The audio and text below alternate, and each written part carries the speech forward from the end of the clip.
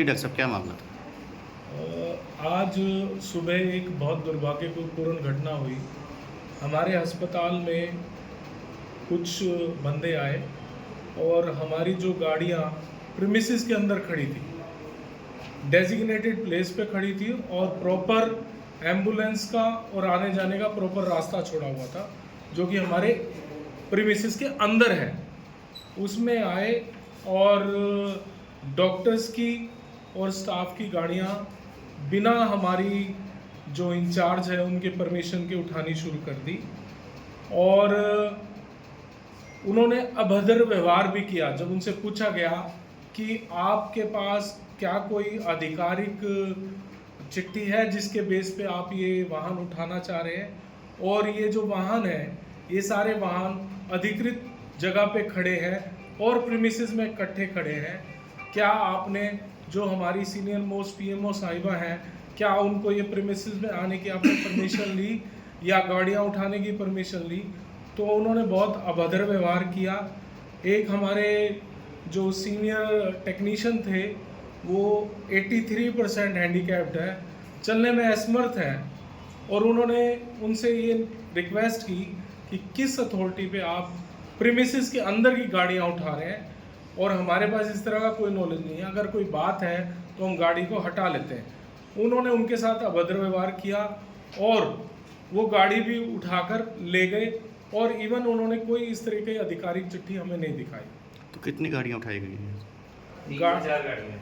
और गाड़ियाँ दो गाड़ियाँ उठाई, दो से तीन गाड़ियाँ उठाई।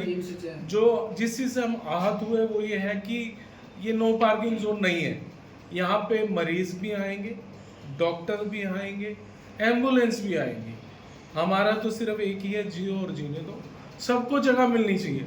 अगर कोई इस तरह का मामला था तो हमारे जो अधिकारीगण हैं वो उनसे पहले परमिशन लेते हमारे प्रीमिसेस में आने की, और अगर कोई नो पार्किंग जोन में वो गाड़ियाँ उठाते हैं तो उसका हम स्वागत करते हैं।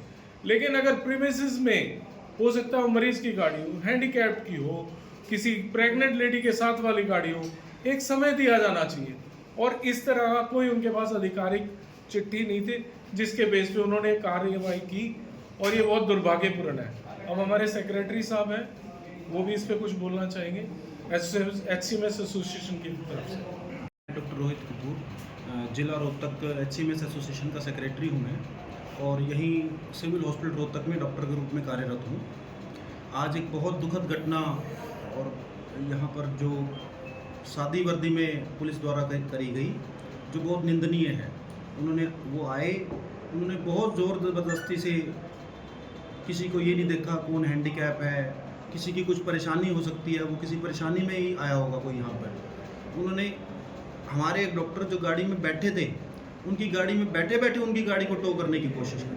हमारे एक स्टाफ वाले जो पूरी तरह हैंडीकैप हैं, उन्होंने पुलिस वालों से रिक्वेस्ट भी की कि मुझे आप बताइए मेरी क्या गलती है, मैं अपनी गाड़ी को साइड में कर लेता हूँ। लेकिन पूरी तरह से अमानवीय तरीके से, ज़ोर ज़बरदस्ती से, धक्काशाही से उन्होंने ये अपनी कार्रवाई अमल में लाई।